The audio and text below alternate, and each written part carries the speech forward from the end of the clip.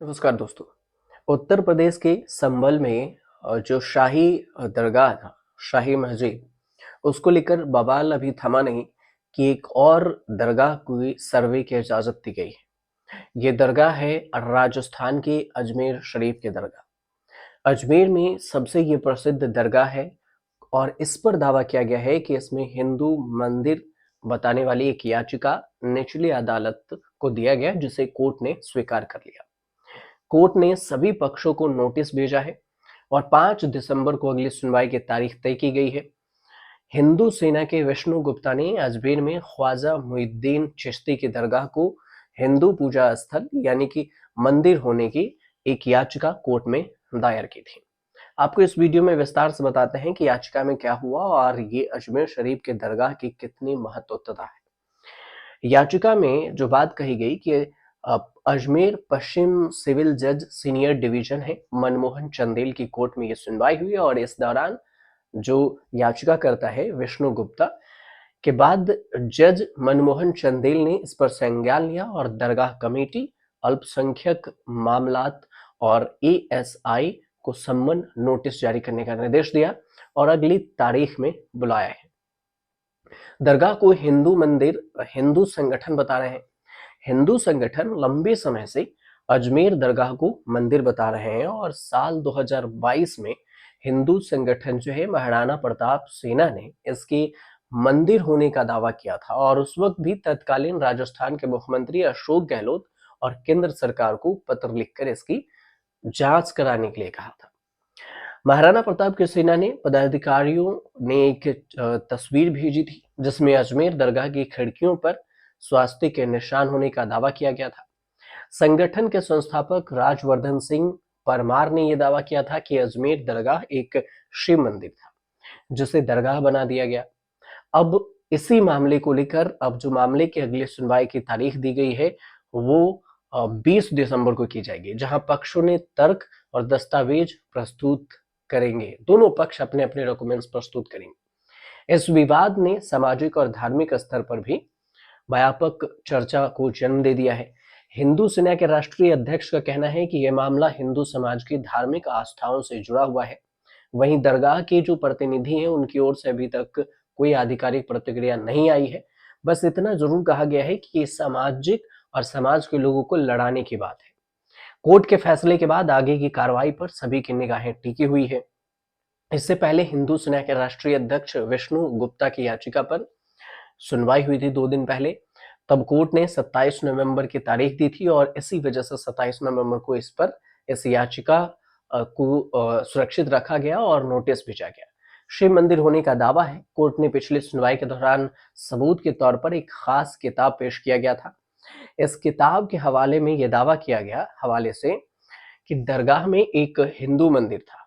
दरगाह में हिंदू मंदिर होने का जिक्र किया और फिर ये किताब अजमेर के निवासी हैं हरविलास शारदा, इन्हीं के द्वारा 1911 में ये किताब लिखी गई थी। इस किताब का हवाला देते हुए हिंदू सेना के राष्ट्रीय अध्यक्ष विष्णु गुप्ता ने अपनी याचिका में कहा कि दरगाह की जमीन पर पहले भगवान भोलेनाथ का एक मंदिर था। इस शिव मंदिर में पूजा और जलाभिषेक होता था। दरगाह परिसर में मौजूद 75 फीट लंबे बुलंद दरवाजे के निर्माण में मंदिर के मलबे के अंश हैं।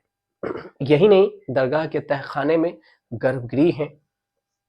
जैसे कि ज्ञानवापी, ताजमहल और कुतुब मीनार के बाद जो है अजमेर शरीफ दरगाह की मंदिर होने का दावा ये भेजा गया।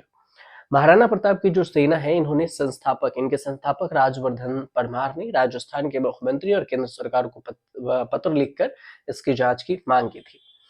हजरत ख्वाजा गरीब नवाज दरगाह एक शिव मंदिर था, ऐसा बोला गया। अजमेर शरीफ तीर्थ है और जहां ख्वाजा मोइनुद्दीन चिश्ती की दरगाह है। लोग यहां आकर अपनी मुरादें मांगते हैं और मन्नतें पूरी होने पर ख्वाजा मोइनुद्दीन चिश्ती की कब्र पर चादर भी चढ़ाते हैं। अजमेर शरीफ एक फकीर की दरगाह कैसे बन गया ये भी समझना जरूरी है, क्योंकि इस मामले पर जो सुनवाई है उस फाइनल सुनवाई भी बाकी है। लेकिन इस बीच में इसकी जो प्रख्याति है वो समझिए।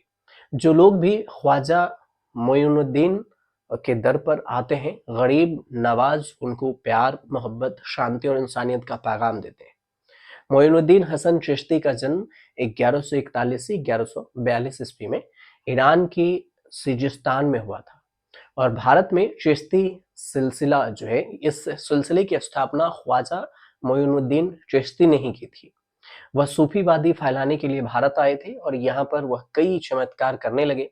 आसपास के लोगों में उनके प्रति जिज्ञासा जगी और लोग अपनी समस्या हल ढूंढने तक उन तक पहुंचने लगे। मोइनुद्दीन चिश्ती को निजामुद्दीन औलिया के बाद दूसरा सबसे बड़ा सूफी संत माना जाता है।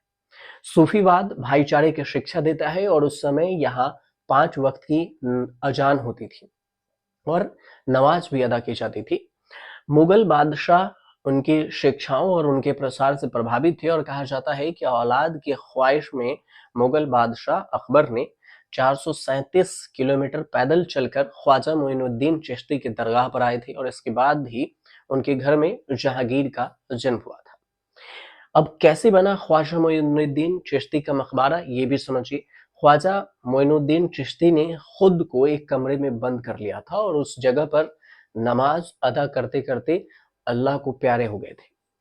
उनके चाहने वालों में उनके स्थान पर उन्हें दफना कर उनकी कब्र बना दी और बाद में यहाँ पर भव्य मकबरे का निर्माण कराया गया, जिसे ख्वाजा मोइनुद्दीन चिश्ती का मकबरा कहा जाता है और इस दरगाह का निर्माण हुमायूं ने करवाया था। बाद में हैदराबाद के निजाम ने इस पर एक गेट बनवा दिया। अब अजमेर शरीफ की दरगाह में आने वाला पहला व्यक्ति मोहम्मद बिन तुगलक था। दरगाह के अंदर जाल हरा था और जाहलरा था और ये भी कहा जाता है कि यहाँ के पानी को बहुत ही पवित्र माना जाता है। मकबरे में जन्नती दरवाजा भी है और ये पूरे साल में केवल 4 बार खुलता है। अजमेर शरीफ के अंदर में अकबर मस्जिद भी है। तो ये सब वहाँ की प्रसिद्धि है और वहाँ की फेमस चीज है जो लोग चाहते भी हैं। कई नेता भी यहाँ पर दरगाह पे चादर चढ़ाने गए। लेकिन अब इसी को लेकर एएसआई सर्वे करने की बात कर रही है और इस पर अब सर्वे की जाएगी। कोर्ट ने नोटिस दिया है कि अपने अपने दोनों पक्ष सबूत पेश करें और अगर ये पेश में क्या कुछ फाइनल होता है ये तो कोर्ट ही बताएगा। लेकिन फिलहाल जो सर्वे की बात कही गई है उसको लेकर वहां पर सख्ती भी बढ़ता जा रहा है और जो पुलिस फोर्स की भी तैनाती की गई है। फिलहाल आपको ये जानकारी अच्छी लगी हो तो चैनल को सब्सक्राइब कीजिएगा, शेयर कीजिएगा, कमेंट कीजिएगा।